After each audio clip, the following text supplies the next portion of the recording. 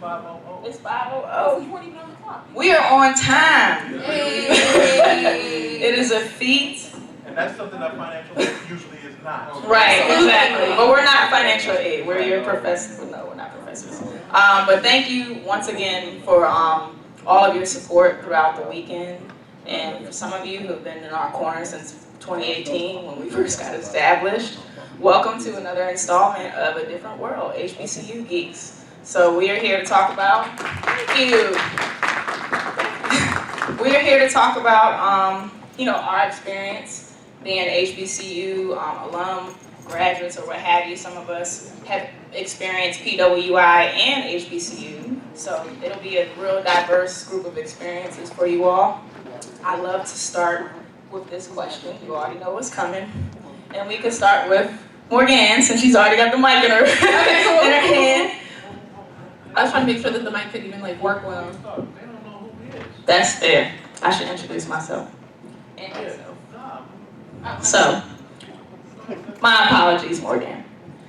My name is Chana Lawson. Some people know me as CC the Geek. I am the founder, president, and CEO of HBCU Con, which is an organization that is built to celebrate and bridge the gap of HBCUs and the geek community. And without further ado, I would love to introduce my wonderful Vice President, Wendell, known as Scorp King.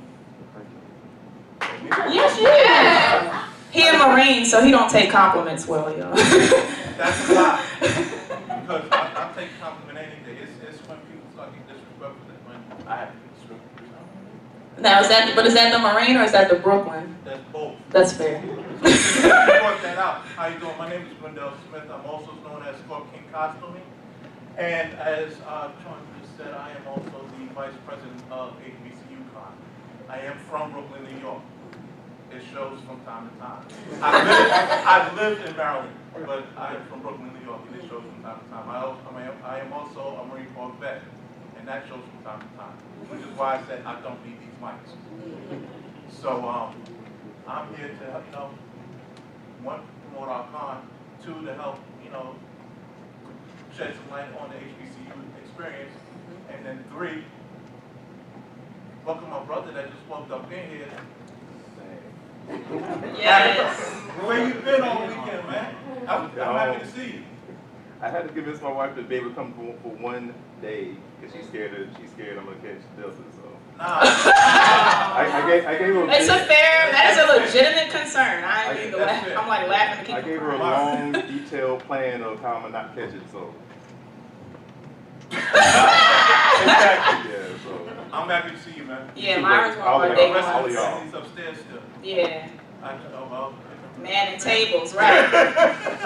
Yes. Okay, but we're going to go ahead and continue on. I'm going to stop running my mouth for now, and we can go ahead and pass it on to my line, and then we go back to the. Yeah. Go ahead, Morgan. You got it. Hi everyone, my name is Morgan Lambert. I'm also known as Ebony Heart Cosplay on Facebook and Instagram and stuffs. And I'm a proud alumni of North Carolina A&T State University, the #1 public HBCU in the country. Thank you. Acting proud all day and night. Thank you. Did you put some stank on that? I did.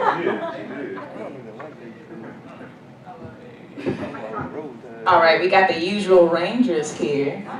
Yes, y'all the guests in this house. Oh, you hold on. Yeah, you're right. Ain't that just like the White Ranger? Still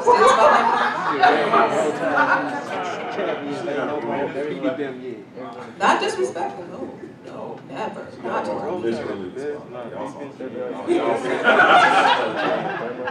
My name is Jerry Pringle, co-leader of the Usual Range. I used to We call it Usual Range 5. That's we drop that as like Madonna, no last name. Usual Rangers. I am an alumni of Savannah State University. I enjoyed my time there. I really did. I wanted to clap for Morgan, but she talked about some of the best HBCUs. Right? I think that's public HBCU. So that's what that is. Hi guys, my name is Cree Michelle Rogers, aka Brown Sugar Outlaw. I'm also the co-founder of the Usual Rangers 5. both of us put a lot of blood, sweat, and tears into being Power Rangers, and we actually met at an HBCU. So this panel and this con is technically perfect, like, if you can say. Yeah, we love cosplaying characters of color. We work towards diversity representation. I always say if she's brown, I'm down. So if you send me any black characters, I will be there. All of us. Any. Usually her, but Send them. Yeah, facts. Okay. So you all alluded to what your HBCU experiences are. But I want you to talk a little bit more. Pretty sure everybody up here is a cosplayer. So yeah. So talk a little bit about. Let's start with the nerd stuff, and tell us about your passion and your story a little bit. How does your HBCU experience coincide with your growth as a nerd and as a cosplayer? Yeah, we'll keep it in the same rotation. So, like, how I got into cosplay, like how that intersects, or all stuff, okay. And yeah. Awesome. So yeah, I've been nerdy ever since diapers. Like, I started watching Power Rangers when I was like 2.5. Like, my parents would put it on just to like shut me up pretty much, just free time. So, that started me off, and then like I got into Sailor Moon when I was 4, and just on and on. Like, growing up, until I went to like an HBCU, like I was in like predominantly white, like elementary, middle school, and high school, and I was like continually, ostracized, just for being a nerd first and foremost, but then it was like also little kind of racist critiques, like, why is your skin so dark, why is your hair so big, like, you look weird, you don't look like us, like your hair, like, why is it so thick, it's not like, limp and shit like ours, like that's a problem. So like going to an HBCU, like I had like some misconceptions because like there's stigmas that are put on you, especially like when you go to schools where like you don't see a lot more people who look like you, like you get to that whole special snowflake type of mindset sometimes where like you think that because you're smart you must be different from your peers who look like you, but it was like going to an HBCU completely shattered that illusion because there were just the entire campus is literally hundreds of thousands of people because A&T is the biggest HBCU currently and continually. So there's literally hundreds of thousands of people at my college that looked like me, and it was like that was just a huge experience in itself. But then it's like you still have like all the different groups, all the different representatives. You have like people who are into parkour and skateboarding, and then you have people who play Magic the Gathering and stuff. And it was like just to be able to see so many different aspects of just like life itself, fandoms itself, interest itself displayed all the way across, a lot of people who looked like me. I got a computer science degree when I went to A&T. So like, I was hanging out with engineers because I'm an engineer myself. And so like, I continued to watch anime in between like study sessions and stuff when we were studying for circuits exams and shit like that. But like there were nerds and like JOMC and business and stuff. And so like, as I got into that space, like I started to, not feel bad about not being special because I was like the only black person. Like I started to feel welcomed and I was able to embrace myself and find like camaraderie. And then that sort of extended into cosplay because like after I graduated, it was like going to an HBCU was such a lovely little like bubble where like you saw so many like, all of your teachers are mostly black people. So like you see these examples of success that look like you. But like, that was kind of dead in the water until homecoming, like once I graduated. And so like I started to join like Facebook groups that were centered around like black geeks. And so like I got into cosplay from that, from like the friends that I got to know. I was inspired when I saw like some of my friends cosplaying certain characters that, are not black coded. And so I was like, well, if they can do it, I can do it. And so that's what I did.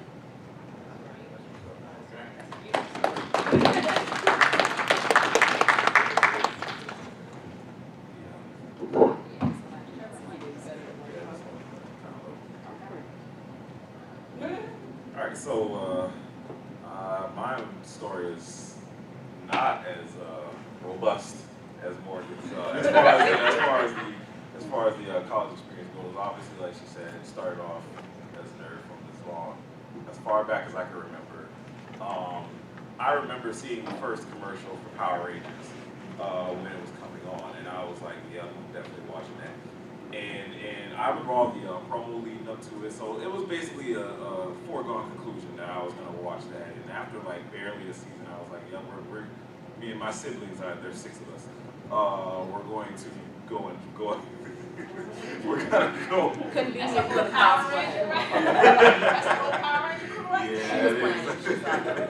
We were going to play it ourselves. So, you know, fast forward, I actually first went to Benedict. Went to Benedict College. I did not like it. Okay, I barely stayed there for a year. And then, you know, fast forward a little while later, went back home and came to Savannah State, which I did like. I love Savannah State. You know, it's a nice thing.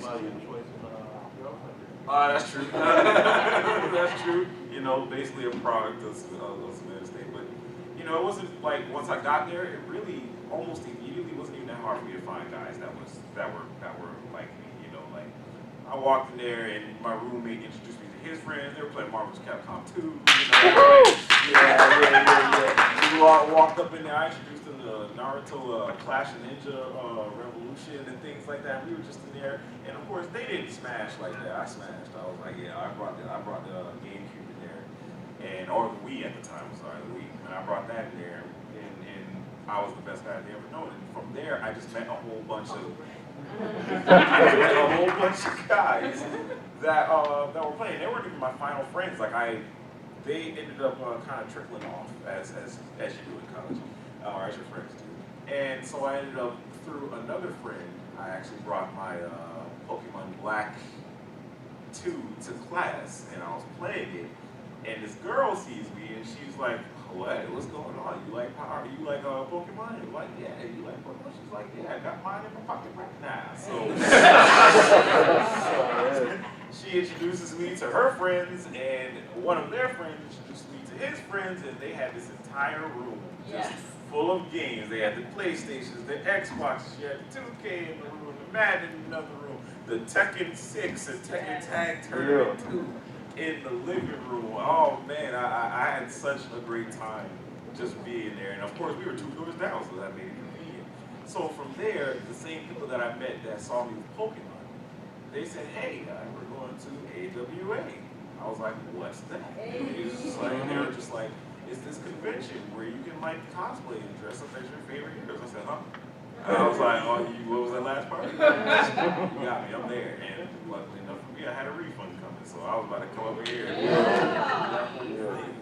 Came up in there, you know, I didn't know what to expect. I walk in there and I see Akatsuki cloaks and court guard squad uniforms, and I was just like, y'all said we could buy cosplay here. And it was like, yeah, I was like, lead the way. I'm trying to go. From then on, it was a wrap.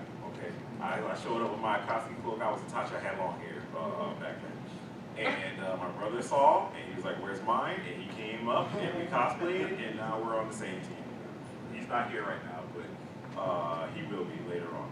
So that was just my experience, you know, like that. And Savannah State allowed me to, I don't even think if I would have gone to Savannah State that I would have gone to conventions and even started cosplaying when I did. So I will say that I'm glad for that reason right there, because I was already enjoying myself before then, but then I got introduced to the whole thing, and that just made my life from then on, you know. So that was my experience.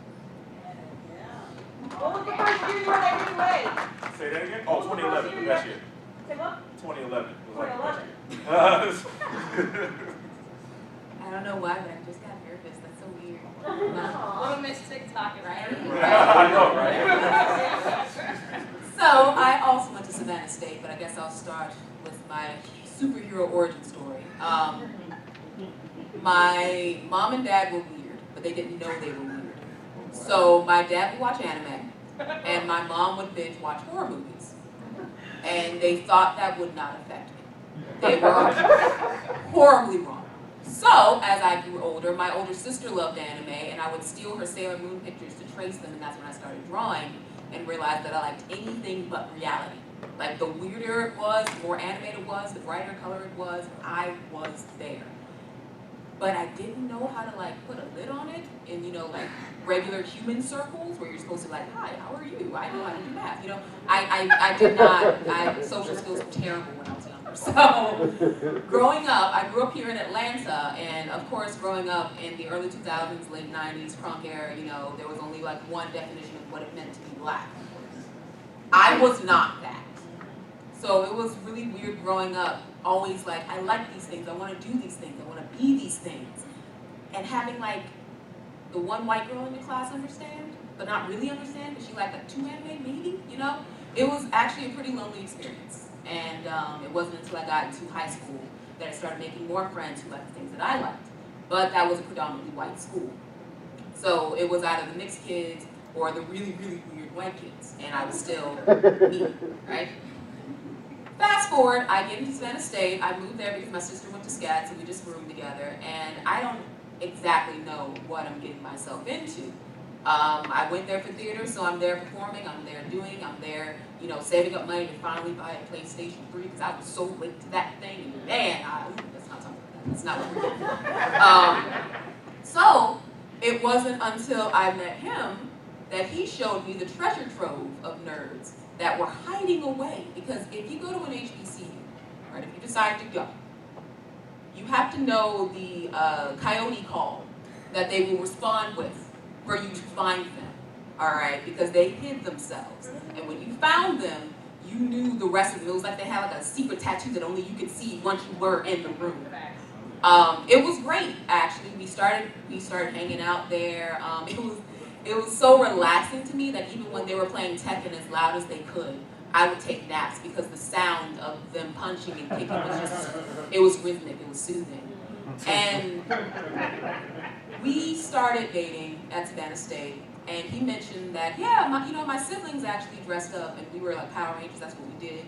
And I was like, oh, word? I was a bit of a yellow ranger myself, not to brag. And he was like, oh, would you ever like to dress up as it? I was like, maybe. We could try it. I wouldn't say no.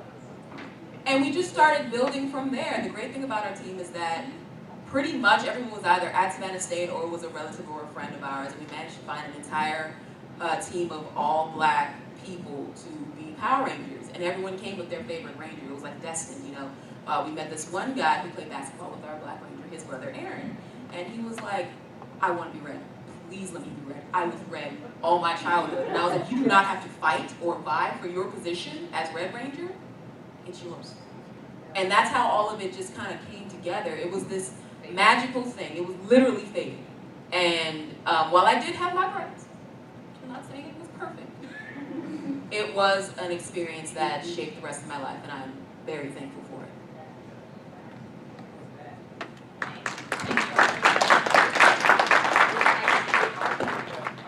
So I want to give you the opportunity to share your story a little bit as well. I'm going to do the same thing, and then I want to go right into questions from the audience, because I just feel the hunger. Just feel it, and we only have 45 minutes, so. I'm not going to be that long. Okay, go for it. But actually, you want to go first, because I'm going to hop on something that hopefully should be very obvious between myself and the rest of the panelists. Gotcha. So I think you should go first, and then I'll go ahead and do my thing. Understood.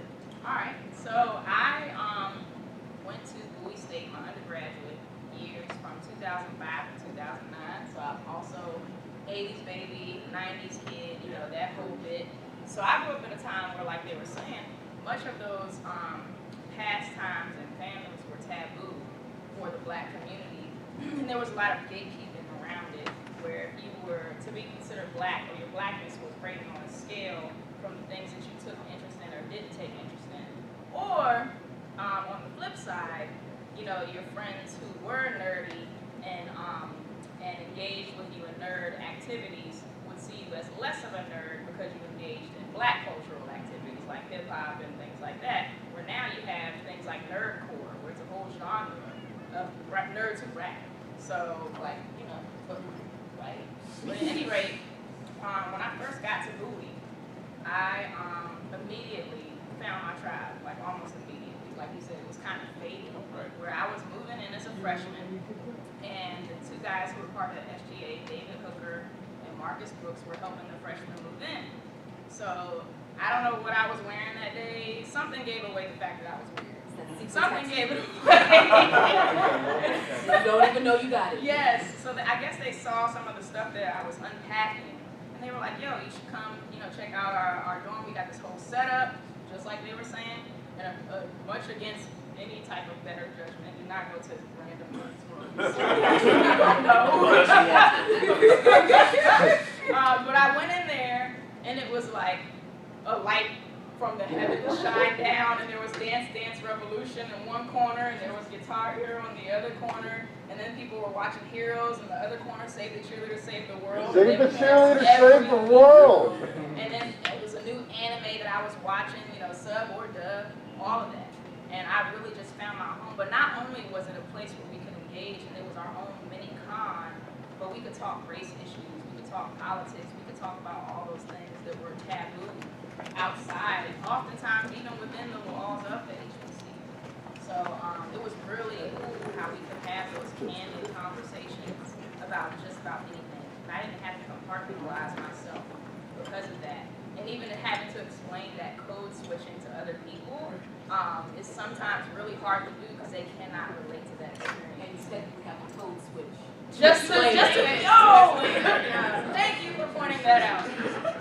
But it was just a wonderful experience, and I definitely saw the tug and pull, especially for myself, because I present as ambiguous, depending on how who I'm talking to or how my hair looks that day. So there's that whole bit, but that was just really where I found my people. And to this day, David Hooker, the guys who helped me move in, they're on our staff. Marcus is our financial secretary, and David is our director of development. David works for Disney now, and Marcus works for MedImmune. He's been managing clinical trials for COVID-19. So I'm just so proud to have formed this movement. And even Natasha Lee Hooker, who's David Hooker's wife, she works for Insomniac Games now. And they're all products of the Department of Fine and Performing Arts. Well, Marcus majored in biology, but they were part of the Fine and Performing Arts department. So I say all that to say that, going to HBCUs, you can work these jobs. You don't have to limit yourself. And now there are esports leagues forming and esports majors that you can get. I believe, Johnson C. Smith has it now, and I think it's one or two other schools that have esports at the HBCUs. Yes. Yeah, it's a whole thing. And then even at Bowie, we have the visual communication, the digital media arts program, where they have animation. You can take costuming. You can do concentrations in costuming. So it's just been a wonderful experience. It's hard to bottle it all up in 5, 10, or even 15 minutes because it's been so formative to who I am to this day. And while I was at Bowie, I founded the Alternative Spring Break organization there. So went to New Orleans and did all that stuff. And then I pledged Delta. So yeah, and then Cosplay and all that came after that. Found my people. Once I announced myself, I used to go by CC the Greek Geek. Then all the Greeks came out and showed themselves, you know what I'm saying? And then once I started this whole HBCU con, I was asking a few friends about it, I really wanted to form a convention that could stand alone but also bring people together. So here we are. Now the reason why I asked to be the last, I think it's very obvious. I'm not their age. I'm probably 15 to 20 years. Actually, I know I'm almost 17 years older than her. I'm 15 to 20 years older than all of them. I actually went to, well, let's start with the geek side first, and then I'll get into the whole age thing after the fact. I pretty much showed folks that I was a geek when the first Star Wars movie came out. Because I was that kid who was in the first and second grade who actually took the construction paper and stuff home from school and came back the next day with booster rifles to actually fight in school. I'm the kid who was watching Scooby-Doo at home, and then a day or two later, we're bringing little miniature cars and we playing Scooby-Doo instead of paying attention to the teacher and still passing the class. I'm the dude that people realize, okay, something's off with him, but he's so damn smart, we can't penalize him anyway. So we're just gonna let him do his thing. And that went on from elementary school, first, second grade, on through high school, where I was selected for, pre-selected for a pre-engineering class from the high school I eventually went to, Canarsie High School in Brooklyn, New York. And I excelled at that and won an award for architecture. But I wasn't an architecture student. I just happened to like hanging out in my dean's office, he talks and stuff. I'm like, okay. He's like, let's work on this project. I worked on the project and he submitted it. A month later, he was like, yo, you won. I'm like, okay. At that time, I was only 15, 16 years old. I'm like, what? All right, cool. Let's keep rolling with it. Then the teenage thing started, teenager things started happening. I got really, really lazy at putting out my college application. February of my senior year rolled around. I'm like, yo, Mom, I'm gonna go ahead and start putting out my applications. But then I went back to school after winter break. All my boys on the football team were like, yo, I'm going to this school, I'm going to that school. I got an acceptance letter to this school, I'm going out. I'm like, it might be too late. So I'm gonna go ahead and, go join the military. What branch? I'm going to go join the Marine Corps. Why? Because I can't do so through the Navy. Now my mother's a retired from the Army. Not going to the Army because they're a bunch of punks. No, actually no. I said they're stupid. I said the Army's stupid, but that was me at 17. So I mean, hey, but my When mother. those 17-year-old thoughts do not reflect Right. HBCU But the sad part about it is my mother kind of agreed. She was like, no, I wouldn't let you go in the Army anyway. I'm like, oh, word? Why? Okay, I didn't ask you after that. And then the Air Force was like, no, they're a bunch of punks, the little light blue suits. And that's, again, 17-year-old mind. So, right, that was 17-year-old mind. stereotypes. And so I chose to go into the service that made me swim. By telling me, they didn't teach me how to swim. They said, you see that 12-foot tower? You have to jump off it and then swim 25 meters. I can't swim. Get on the tower, jump off, and swim. Exactly. Nah, or you're gonna go to jail. And they actually took one dude and put him in handcuffs and carried his behind down the steps. Like, okay, you get carted off. I was like, see, that's why you should just jump. And you know how to swim, you just didn't want to do it. I didn't know how to swim, and I did it anyway until I made it. So 9 years later, I'm like, you know what? I'm tired of this. My knees hurt, my back hurt, everything hurts. And I'm gonna go ahead and start going to school. So I was about to get out. So my wife at the time, she was going to Coppin State. Mother-in-law graduated from Coppin State. Sister-in-law graduated from Coppin State. Y'all getting the picture, right? So I said, you know what? I'm gonna go ahead and go to Coppin State because one, I know the school, I know the people there, and then the chief of security happens to be my mother-in-law. So where can I go wrong? Right. Get into the school. Oh, I skipped something.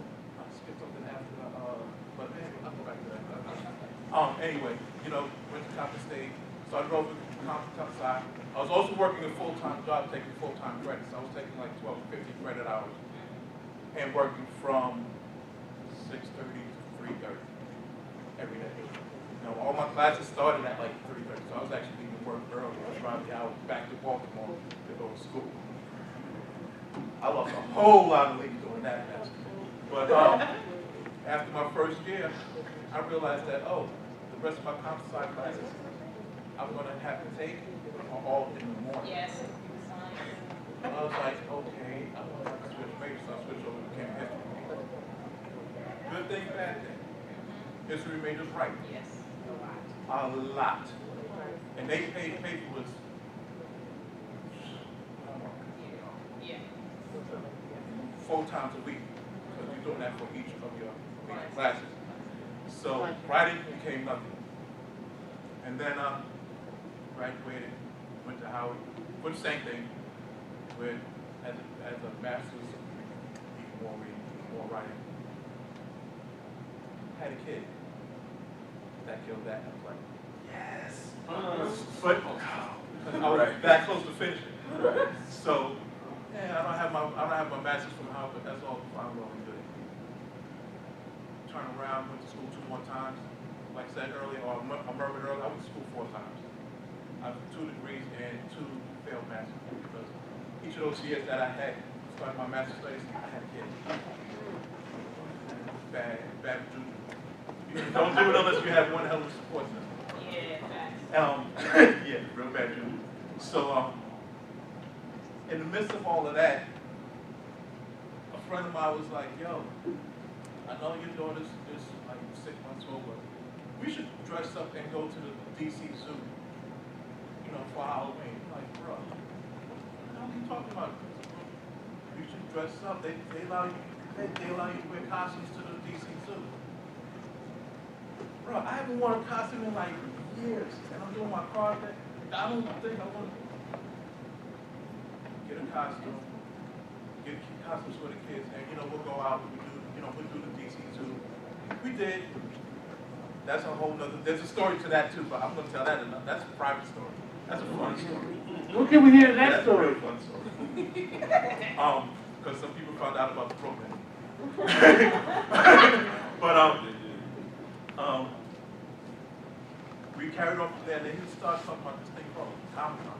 Like, again, what is a Comic-Con? What do we do there? He's like, don't worry about it. Get your costume ready, and me, you, and his fiance at the time, we'll just have a good day. Well, we walk in the door, and I'm gonna play this out because it was funny as hell to me. We walk in the door. Can we take your picture? Okay. Had my lightsaber, so I was. There you go. Hey. 15 minutes later, I'm like, yo, does this happen all the time? Like, I don't know, I just started doing this. So, that was in 2008, 2009. This is 2011, I've been doing it since. That's the easy way to say that. And I'm going to shut up now because I'll keep on talking. Let that story today. Yes, we can talk about it. We never have enough time for this panel, I swear. But I want to solicit questions from the audience. If anybody wants to ask a question. All right. Yes, come on. Don't be shy. Don't be shy. You have a question? No gift. Go for it. No wrong, no brown. When's the last time I heard a mascot actually talk to you? Just now, today. I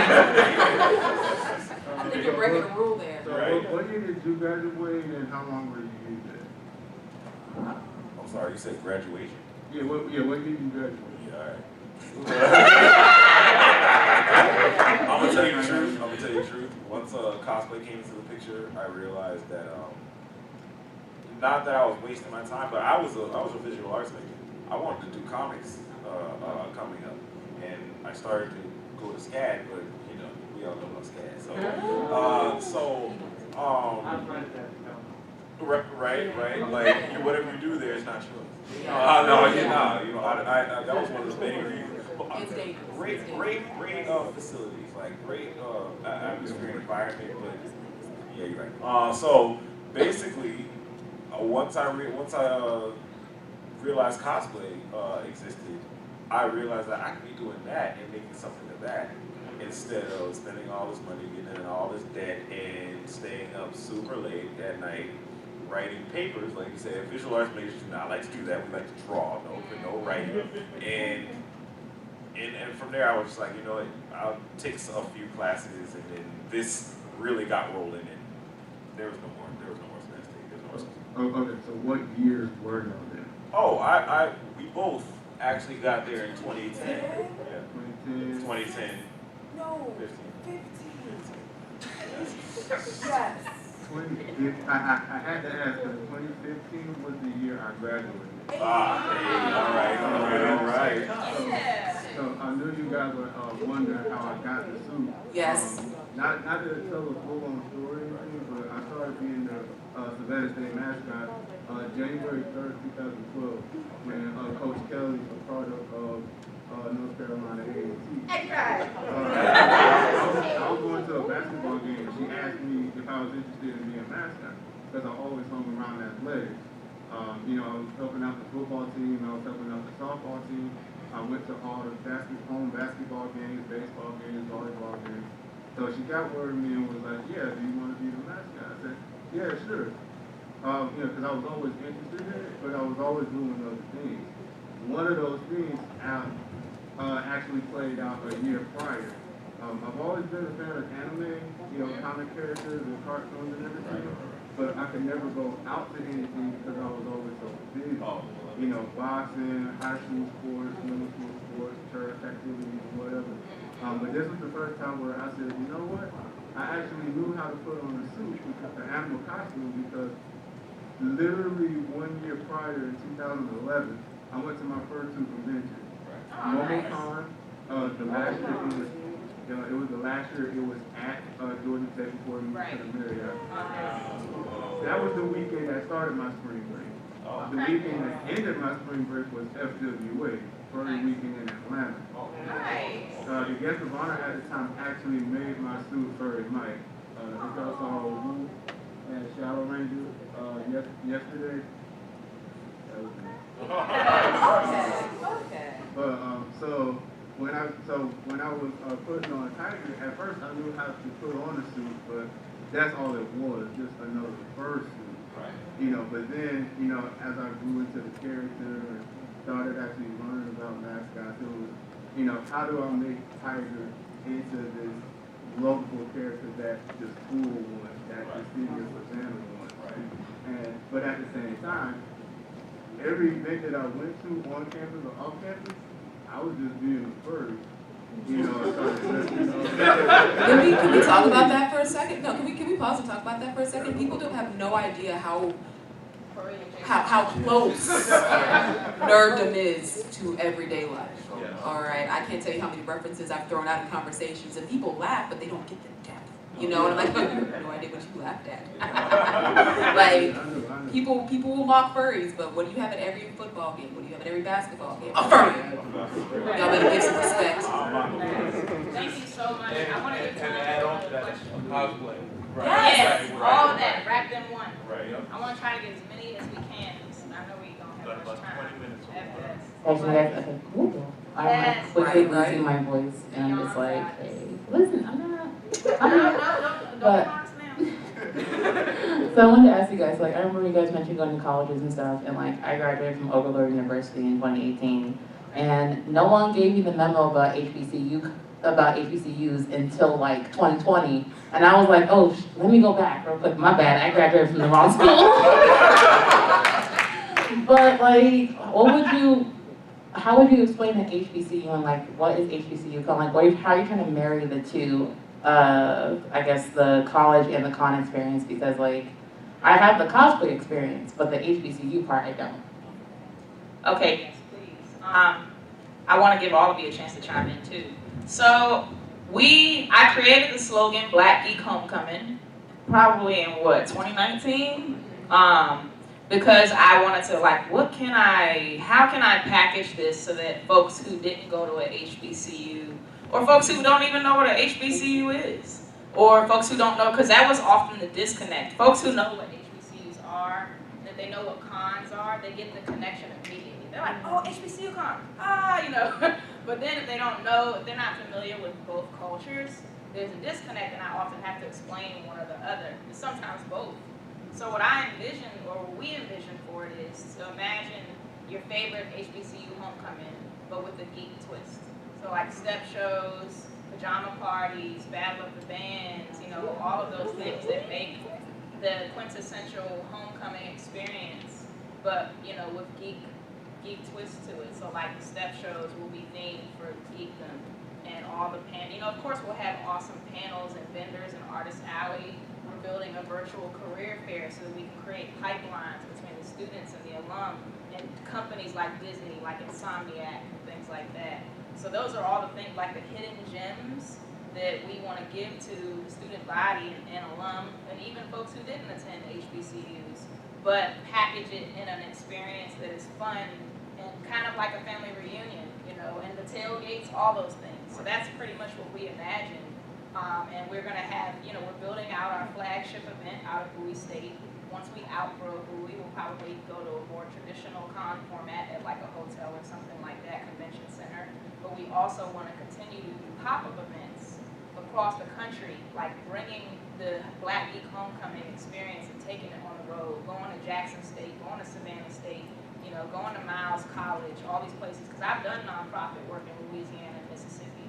So I understand how those cultures are so embedded. Like there's so many Black PhDs in Mississippi, it's not even funny though.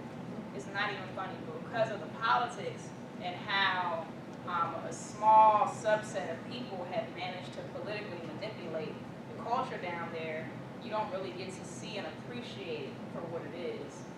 So that's ultimately why we created this. I don't know you want to I just wanted to add, it's kind of like, I don't know if you were here, but a lot of us had the experience when you go to an HBCU, you find the hidden cave of nerds. I feel like HBCU Con is trying to give everybody that hidden nerd cave experience of being able to be freely Black and freely a nerd, and no one can judge you because, hey, your favorite anime is probably worse than mine, so suck it, That kind of energy we're trying to like bring to other Black people who may not have gone to an HBCU. Right. Right. Just trying to spread that love that we got. Right. And the thing that a lot of people, I just wanted to drop this as well, PWIs didn't just have quotas on Black people. They had quotas on anybody who was not a white Anglo-Saxon Protestant. That's why Howard University's law and the business programs are as robust as they are, because the Jewish community came to Howard University to get degrees, because PWIs weren't taking them in. See, what people don't understand is HBCUs help more than just Black people. Like all marginalized people have benefited from these institutions. And you just touched on something I was actually going to lead off into, because the one thing about when folks actually that know about both schools, when folks compare a PWI, which is a primarily white institution, versus an HBCU, which is an historically Black college university, there's a difference in how your education is brought to you. It is. It really is. When you're at a PWI, and I'm saying it in this way, but most people may not agree, may take offense to it, but your education is cold. You're basically, here's a book, learn, get out. And the HBCU, there's a difference. Your professors will actually take that time. What is it that you're having an issue? What is it that you actually want to do with your life first? And then they carry your whole education that way. Especially the smaller schools. Right, because what I was going to actually refer to was one of my professors, Dr. Neville Moore, who was also with them. I love that woman to death. I'm serious. I had her for one class, and this was before I switched majors. I had it for one class. I'm like, okay, I need to take more history classes just to learn from her. And she basically did that with me, knowing that I was one of her older students in her class. She was like, well, what do you want to do with it? I'm like, I'm going to go ahead and finish my degree with you, and then I'm going to go ahead and take this, get my master's, possibly my doctorate. Because at the time, I was thinking, okay, get my doctorate, and maybe do research. Even though it paid like my day-to-day job did, but I'm like, that's what I want to do. So she put me on that path, and that led me to being a grad scholar and other things. Those kids I have all. They have your time and they like. So that's the type of thing that we're trying to bring to everyone with HBCU Con. That not that coldness that a lot of cons, because a lot of cons just want to take it, have you fun, spend money, and then get out, go home. We want to bring you a little bit more than that, so that when you leave, you're like, do I really want to go home? Not because you're leaving your friends, but do I really want to go home? I'm leaving this con. That's the difference that we want to make in everybody's hearts when they decide, to come to HBCU. And to create a con where you're the priority and not the afterthought. Right. It's not necessarily about your dollars. Right. It's more so about the experience. And that's what we're trying to bring forward. So we can go with the next. Yeah, we got time. Okay, so I wanted to, I didn't realize, okay. So what I wanted to say was, first off, I hope you guys do make it to Chicago, because I came from Chicago out here. And I went to a PWI, and then my cousin went to Spelman, and it's a completely different experience, because when, you know, they cater to you more, and when I say cater to you, they more acknowledge your blackness, acknowledge that you can be different areas of black, so to speak, and still be fully black. Like, you don't have to meet one criteria. So I just want to say I really appreciate that you guys are out here really speaking for us, because it sounds like we all have the same nerd black story. Like, I was black, I went to a white school, didn't know where I fit in, I liked hip hop, I liked anime, you know, and I, you know, so I love that you guys are doing this, and I just want to say thank you.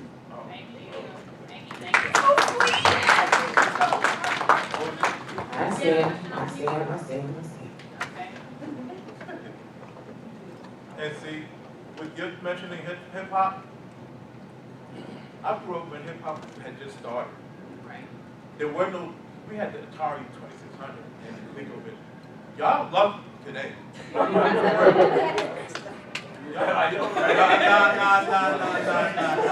a different channel, that's a different channel. We're gonna let the man ask his. Without the 80s, there would be no. No, you're right. I can comment.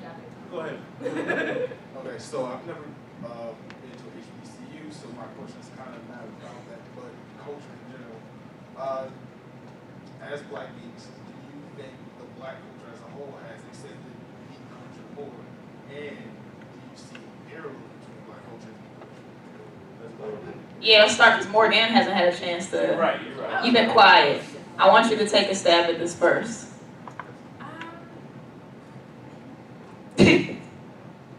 How do I say this? Do I feel, okay, I'm trying to make sure I understood the question. Do I feel that like Black culture as a whole has been more accepting of geeks in recent years? Is Right, that? because as Cree said, you grew up in the South, you grew up in Atlanta, you had to be Yeah.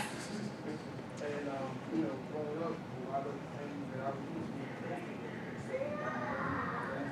Right. That's the question I'm trying to I would say kind of yes and no. I feel like, people have realized what a solid niche market, like blacks and like black nerdom is, and it's like, as more and more people become popular, as more and more spotlights are placed on like people who are talented, who used to be, the same people who were like made fun of throughout the years, as they are, becoming more prominent in like, the entire public.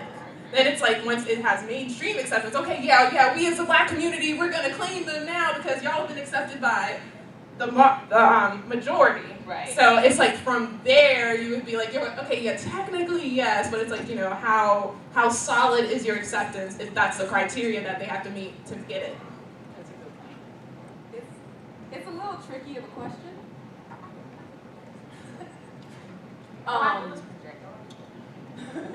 Are we better than we were? Oh yes, definitely better than we were. But what kills me is that it's now a party and it's not treated with respect. I love this stuff. I research everything. Even if there's a fandom that I'm not interested in, I will literally sit there and watch YouTube videos just to learn about it, because that's what geekdom is. It's finding something you love, obsessing about it, learning about it, making it part of your life, buying a t-shirt, all that stuff.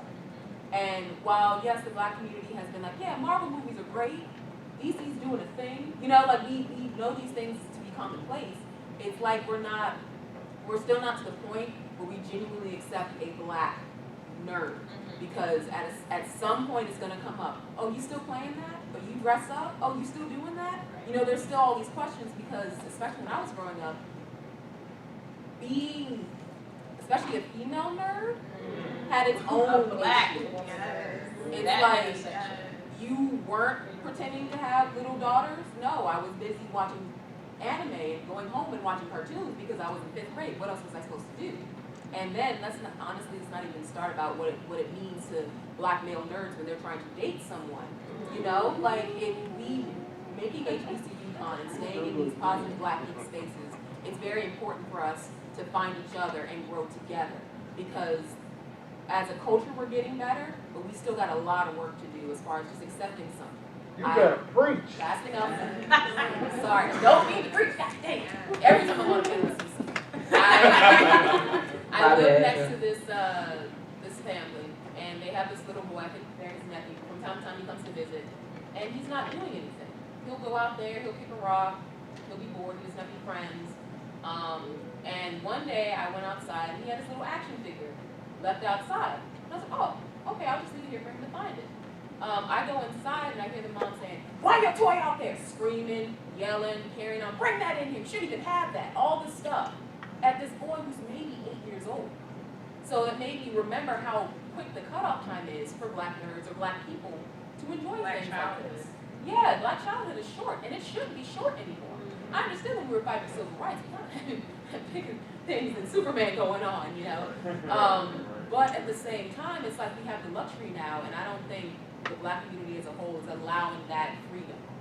So we're better. There. You just made me think about the movie Fences.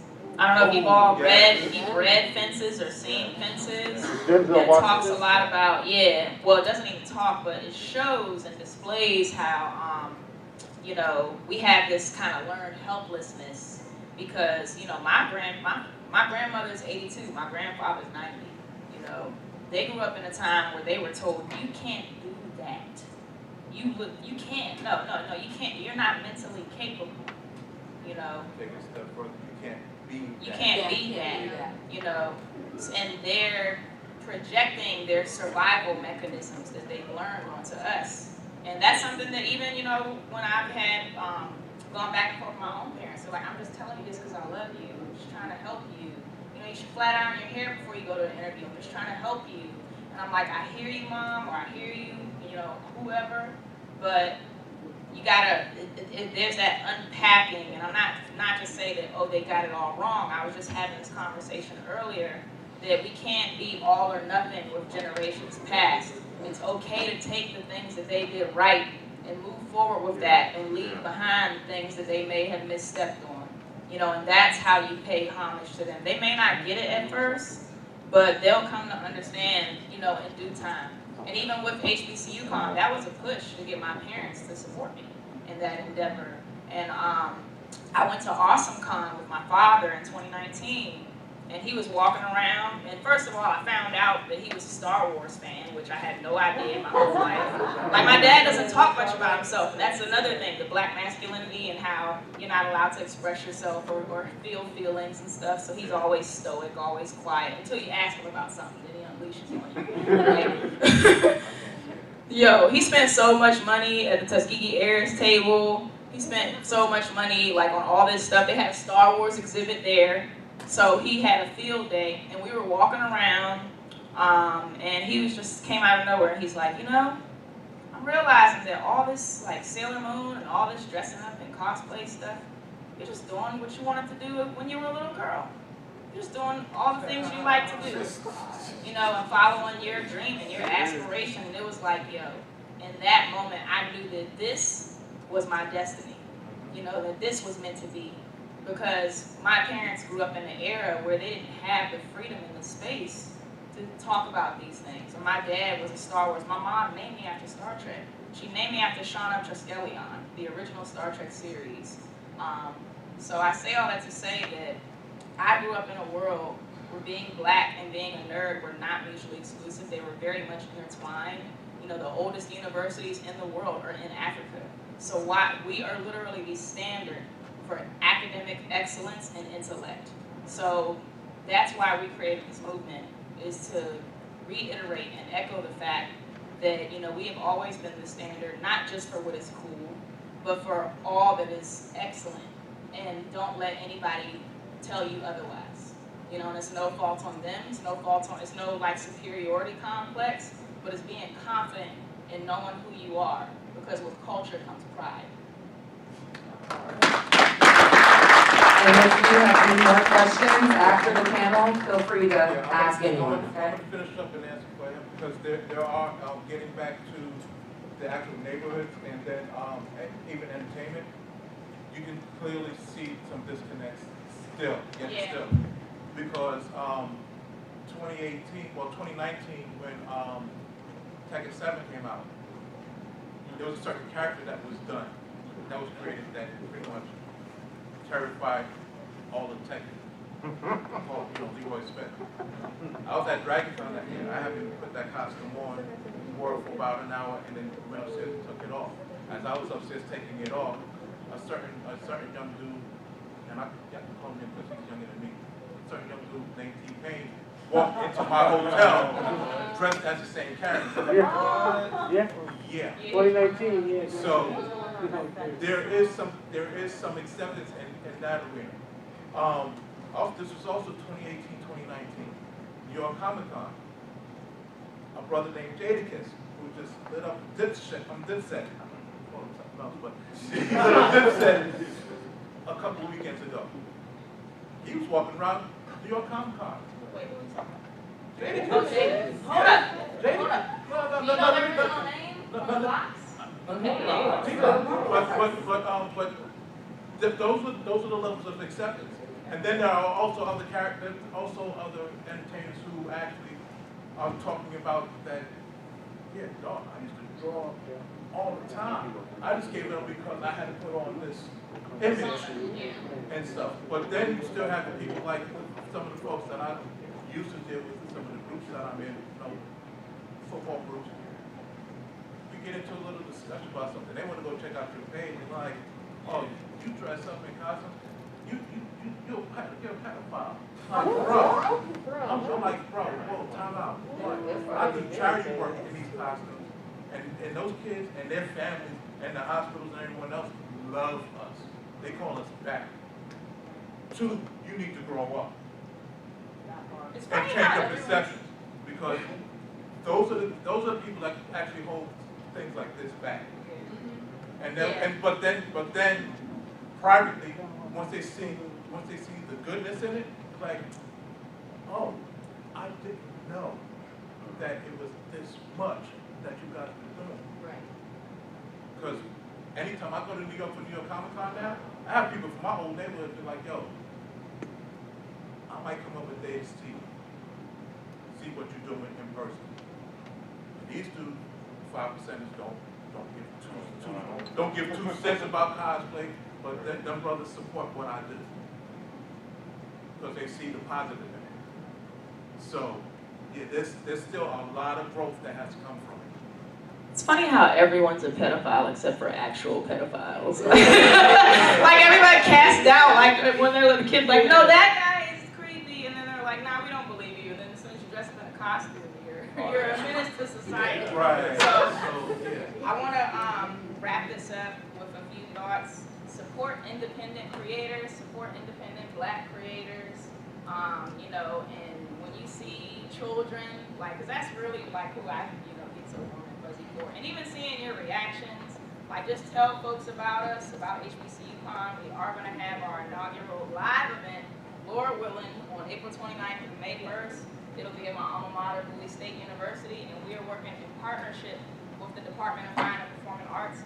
50% of our profit is going to the Department of Fine and Performing Arts at Bowie State University. So your money is going to a good cause. So be on the lookout. We'll have tickets and panel applications, vendors, Artist Alley, all that up in about a month. Yeah, it'll be up in September.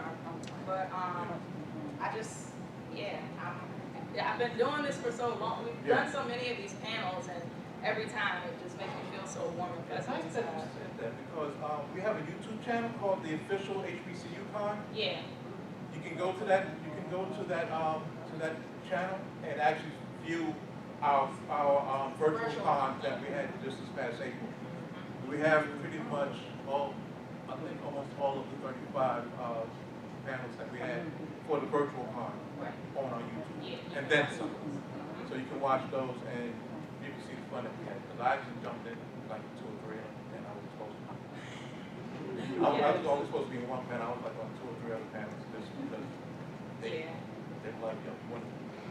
And come on, I get to talk. So I mean, and y'all can see I run my mouth. So I mean, he's the perfect complement to what I've got going on. So because I'm all over the place. Before we finish up, y'all go ahead and drop your socials. And then if you guys can stick around for a few more minutes, I would love to take a group picture with you all too. All right, so you can literally find us on Facebook, obviously Instagram, Twitter, please go to our Twitter. It's suffering. It's so bad. I don't know how to operate yet, but help us. All of them are usual Rangers.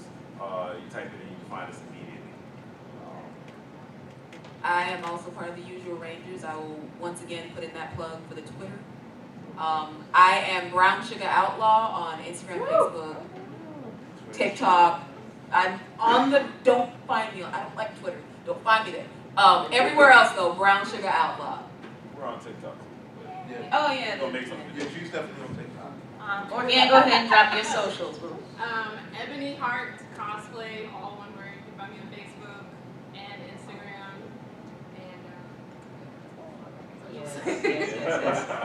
And Before I do, I want to shout out Tranquil Ashes, who's been phenomenal. She's my right hand. She's my makeup artist. And then of course, Fresh K over here, my Mr. Invincible. That's my son, because I was Debbie.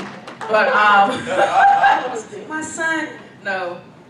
So of course, I'm CC the Geek. You can follow me personally on CC the Geek on all platforms. That's 2 C's. And then HBCU Con on all platforms. Official HBCU Con on Twitch and YouTube, but at HBCU Con everywhere else. And then you shut yourself out. Basically on IG, I have 2 IG accounts. So first one's Big Smooth, BIGSMU, and no, I did not go to Southern Methodist University. I've been asked that so many doggone times, and I sit there and look at these people like these, because I'm like, I've never been to doggone Mississippi. Wow, are you trying to put me in? So, again, Big Smooth, and then of course Scorp King costume. You type in Scorp King, I will pop up, and you will see my one of my emblems. Yeah, he does commissions too, y'all. Yeah. Well, if you guys don't mind, I would love for you to line up in front of the stage. And I don't know if any of the volunteers would be so kind to take a photo. I'll give you $1. Oh, well, let me hurry. Look, that's what we learned in sociology. Incentive, okay? Incentive makes people do stuff. Because I'm from Chicago, I already know. We do anything for $1. Thank you. Oh,